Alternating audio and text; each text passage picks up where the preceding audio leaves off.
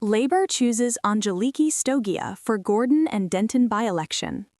Manchester City Councillor selected to fight seat after a closely fought contest and vote by local members at the Jane Community Centre in Levenshulme in the south of the constituency.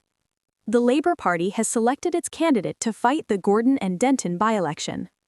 Angeliki Stogia, a Manchester City Councillor, was chosen to fight the seat after a hustings event and vote by local members at the Jane Community Centre in Levenshulme in the south of the constituency. Stogia beat Eamon O'Brien, the leader of Bury Council in Greater Manchester, who had been said to be the favourite of number 10. Labour insiders said the contest was closely fought, but Stogia was seen as the more local candidate, which in the end gave her the edge. She is a ward councillor in nearby Whalley Range, also in South Manchester.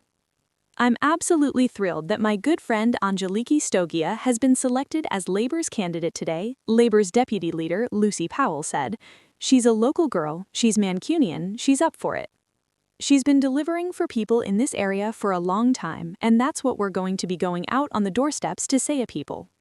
Stogia said she was absolutely thrilled and excited to have been chosen as Labour's candidate. "I am a proud Mancunian woman. I have walked the streets of this constituency. This is about Manchester. Manchester is a city united. We are rejecting division. I am so looking forward to going out of the doorstep and winning this for Labour. I am so excited that I got selected and I am raring to go," she added. "We've got a right fight on our hands, but we've got the people with us and we will win this." The by-election was triggered by the resignation of the former Labour MP Andrew Gwynn because of ill health. Gwynn remains under a parliamentary standards investigation into a scandal involving a WhatsApp group called Trigger Me Timbers that shared inflammatory comments about constituents, local party members, and other MPs, which led to him being suspended by Labour. Labour is facing competition in the seat from Reform, which has picked Matthew Goodwin, a former academic who is now a hard-right activist, to be its candidate, and the Green Party, which is vying for the anti-reform vote with its candidate Hannah Spencer, a Manchester plumber. The Labour Party chair, Anna Turley, told Labour activists who had gathered for the announcement, "Look at the toxic, divisive challenge we face here, and it's such an important campaign that we have to face down Reform and the kind of divisive politics that they stand for." Stogia added, "I know we've got a mountain to climb, but look around you, we have got so many activists. We are absolutely going to win this election, and we are taking nothing for granted. We are going to be knocking every door, we're going to be talking to everyone, because we need everybody's support." Labour has set the battleground as being between itself and Reform, but it is also fighting the Greens for progressive votes. Both Labour and the Greens have positioned themselves as the party to beat Nigel Farage's Reform. The Green Party leader Zach Polanski was also in Levenshulme on Saturday with his own activists. In a post on Facebook, he wrote, "What a turning point we can make happen for our country." Powell said, "The Greens aren't being entirely straight with people about this. They've got no councillors in this constituency at all. They've got no real base here at all.